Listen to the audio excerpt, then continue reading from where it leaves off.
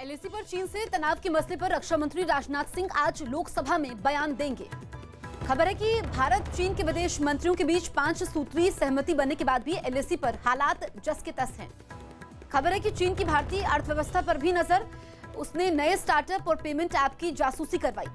LAC के पास लद्दाख में इसी साल 22 हाईटेक हेलीपैड और 6 हवाई पट्टी बनाई जाएंगी, जिससे सेना के साथ आम लोगों को भी मेडिकल इमरजेंसी में मदद मिल सकेगी।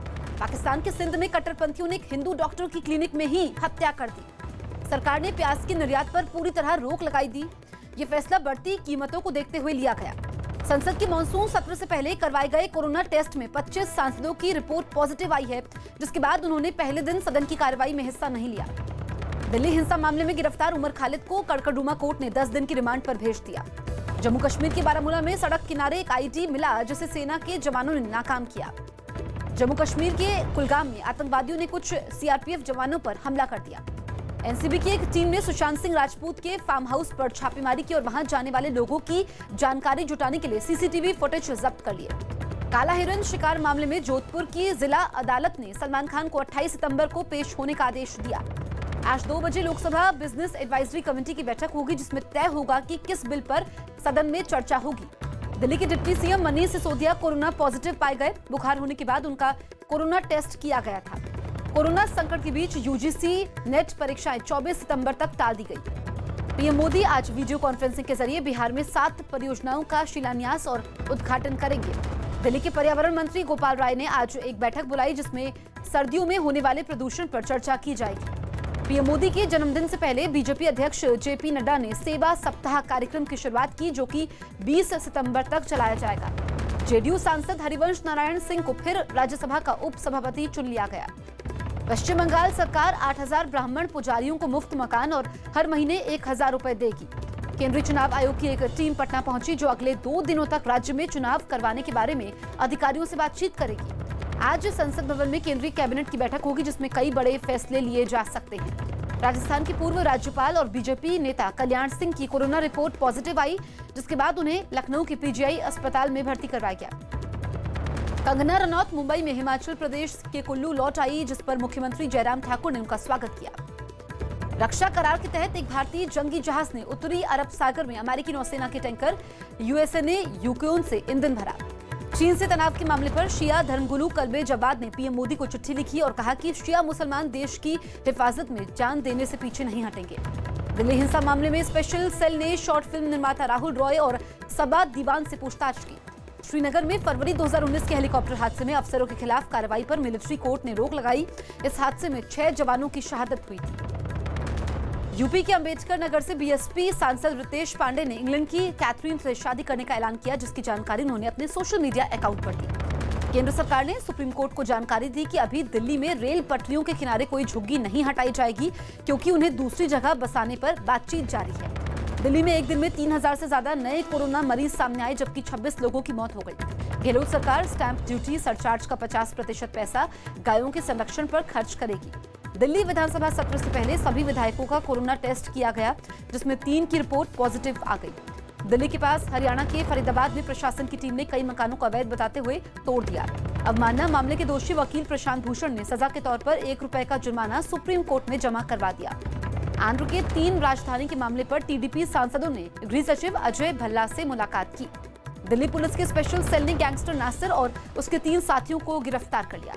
दिल्ली के स्वास्थ्य मंत्री सत्येंद्र जैन ने राजधानी में कोरोना खतरा जल्द काबू में होने का दावा किया और लोगों को न घबराने की सलाह दी।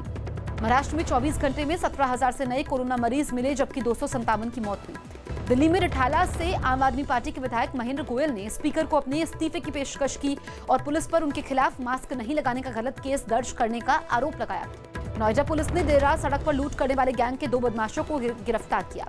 छत्तीसगढ़ के पूर्व मंत्री और कांग्रेस के वरिष्ठ नेता चनेश राम राठिया की कोरोना की वजह से रायगढ़ के एक अस्पताल में मौत हुई। यूपी सरकार ने आगरा के मुगल म्यूजियम का नाम छत्रपति शिवाजी महाराज के नाम पर रखने का फैसला लिया। राजस्थान सरकार ने कोरोना संकट के बीच एक कंपनी पर दूसरे राज्यों को ऑक्सीजन सप्लाई करने पर रोक लगा दी। यूपी में उद्योगों को बढ़ावा देने के लिए मुख्यमंत्री योगी आदित्यनाथ ने अधिकारियों के साथ बैठक की। पीएम मोदी के 70वें जन्मदिन के अवसर पर सूरत में 70,000 पौधे लगाए जाएंगे। यूपी सरकार ने यूपी विशेष सुरक्षा बल के गठन के लिए अधिसूचना जारी कर दी, जो केंद्र की सीआईएसएफ की तरह औद्योगिक संस्थानों की सुरक्षा का काम संभालेगी। दिल्ली के पास नोएडा कमिश्नरेट में अब गाजियाबाद भी शामिल होगा, जबकि कानपुर और वाराणसी में भी कमिश्नरेट सिस्टम लागू किया जाएगा। कानपुर में बिकरू कांड के बाद ईडी ने विकास दुबे की पत्नी और भाई समेत 36 लोगों पर मनी लॉन्ड्रिंग का केस दर्ज कर लिया। यूपी के बहराइच में 3 लोगों से करीब 10 किलो विस्फोटक बरामद हुआ। पंजाब बीजेपी अध्यक्ष अश्विनी शर्मा समेत 40 लोगों पर कोरोना नियम तोड़ने का आरोप लगा, जिसके बाद पुलिस ने केस दर्ज कर लिया। आरजेडी नेता और पूर्व केंद्रीय मंत्री रघुवंश प्रसाद सिंह का बिहार के वैशाली में अंतिम संस्कार किया गया। महोबा में एक व्यापारी की हत्या के मामले में तत्कालीन एसपी और 2 व्यापारियों समेत कई लोगों के खिलाफ केस दर्ज कर लिया गया।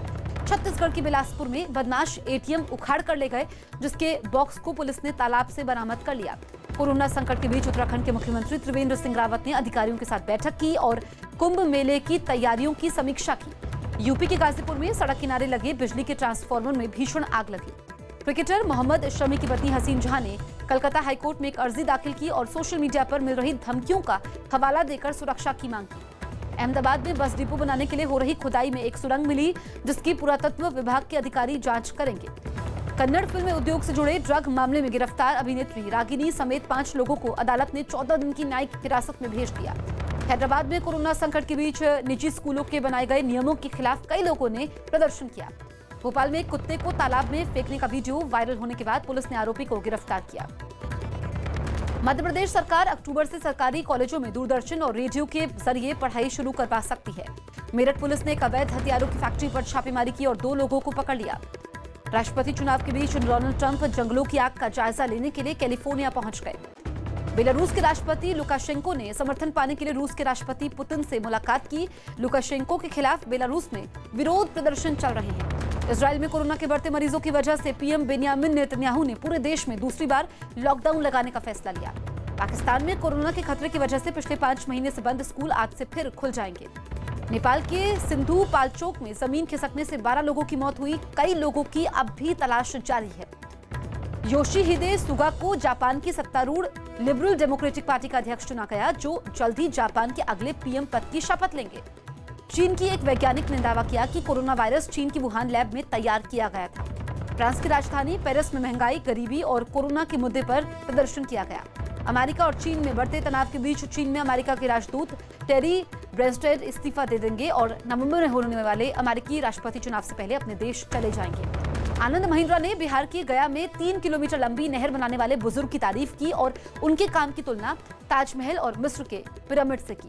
टीसीएस दूसरी ऐसी भारतीय कंपनी बन गई जिसका मार्केट कैप 9 लाख करोड़ रुपए से ज्यादा हो गया। खाने पीने की चीजें महंगी होने से अगस्त में थोक महंगाई दर बढ़कर 0.16% पर पहुंच गई, जबकि जुलाई में ये -0.58% पर थी। जुलाई के 6.73% के मुकाबले अगस्त में खुदरा महंगाई दर घटकर 6.69% पर पहुंच गई। सरकार ने संसद को जानकारी दी कि ईपीएफ के खाताधारकों ने 25 मार्च से 31 अगस्त के बीच 39,000 करोड़ से ज्यादा रुपए निकाले। इन्फोसिस चेक गणराज्य की कंपनी गाइड विजन को करीब 260 करोड़ रुपए में खरीदेगी। मनी लॉन्ड्रिंग मामले में गिरफ्तार चंदा कोचर के पति दीपक कोचर कोरोना पॉजिटिव पाए गए, जिसके बाद उन्हें दिल्ली के एम्स अस्पताल में भर्ती करवाया गया। कैग के आंकड़ों के मुताबिक कोरोना और लॉकडाउन के बावजूद आंध्र प्रदेश के पहले 4 महीने के राजस्व में करीब 40,000 करोड़ रुपए की बढ़ोतरी दर्ज की गई। खबर है कि टिकटॉक ने अमेरिका में अपनी कंपनी को बेचने के लिए माइक्रोसॉफ्ट की जगह ऑरकेल को चुना। दूसरे वनडे मुकाबले में मेजबान इंग्लैंड ने ऑस्ट्रेलिया को 24 रनों से हरा दिया। सीरीज में 1-1 से बराबरी कर ली। पाकिस्तान क्रिकेट बोर्ड ने अपने घरेलू खिलाड़ियों से खुद कोरोना टेस्ट करवाने के लिए कहा। वहां टी20 चैंपियनशिप में 240 खिलाड़ियों के कोरोना टेस्ट के पैसे बोर्ड नहीं चुका पा रहा है। ऑस्ट्रिया के डोमिनिक थीम ने जर्मनी के अलेक्जेंडर ज़्वेरेव को हराकर पहली बार यूएस ओपन का मेंस सिंगल्स का खिताब जीत लिया। पाकिस्तान क्रिकेट बोर्ड ने साफ कर दिया कि चयन समिति में कोई बदलाव नहीं होगा और मिसबाह उल हक मुख्य चयनकर्ता और कोच बने रहेंगे। आईपीएल से पहले राजस्थान रॉयल्स ने शेन वॉर्न को अपना ब्रांड एम्बेसडर और मेंटोर बनाया। सचिन तेंदुलकर ने एक एनजीओ के साथ मिलकर आर्थिक रूप से कमजोर 560 आदिवासी बच्चों की शिक्षा और खाने पीने की जिम्मेदारी उठाई। खबर है कि भारत और मेजबान ऑस्ट्रेलिया के बीच 26 दिसंबर को होने वाले बॉक्सिंग डे टेस्ट में दर्शकों को स्टेडियम जाने की इजाजत मिल सकती है। यूएस ओपन जीतने वाली जापान की टेनिस खिलाड़ी नाओमी ओसाका रैंकिंग में 3रे नंबर पर पहुंच गई। अमेरिकी टेनिस खिलाड़ी सेरेना विलियम्स ने चोट की वजह से इटालियन ओपन से अपना नाम वापस ले लिया। मुंबई से हिमाचल लौटी कंगना ने सीएम उद्धव ठाकरे के बेटे आदित्य पर ड्रग्स केस में फंसे लोगों से संबंध होने का आरोप लगाया। बिग बॉस 3 अक्टूबर रात 9 बजे शुरू होगा और फिर ये शो पहले की ही तरह सोमवार से शुक्रवार तक रात 10:30 बजे दिखाया जाएगा। अभिनेत्री हिमानी शिवपुरी की कोरोना रिपोर्ट पॉजिटिव आई, जिसके बाद उन्हें मुंबई में अस्पताल में भर्ती करवाया गया।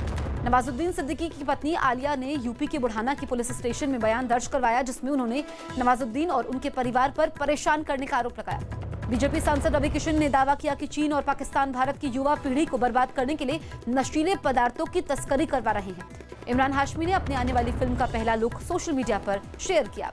निर्देशक अनुराग कश्यप ने सोशल मीडिया पर अपनी सेहत के बारे में चल रही खबरों को फर्जी बताया। अमेजॉन एलेक्सा ने अमिताभ बच्चन के साथ हुए करार का ऐलान किया, जिसमें ग्राहक उनकी आवाज में चुटकुले, मौसम की जानकारी और शायरी सुन सकेंगे। राजकुमार राव और श्रद्धा कपूर की हॉरर कॉमेडी फिल्म स्त्री जापान में रिलीज की गई। मलाइका ने अपने बेटे अरहान खान को याद करते हुए उसकी एक तस्वीर शेयर की।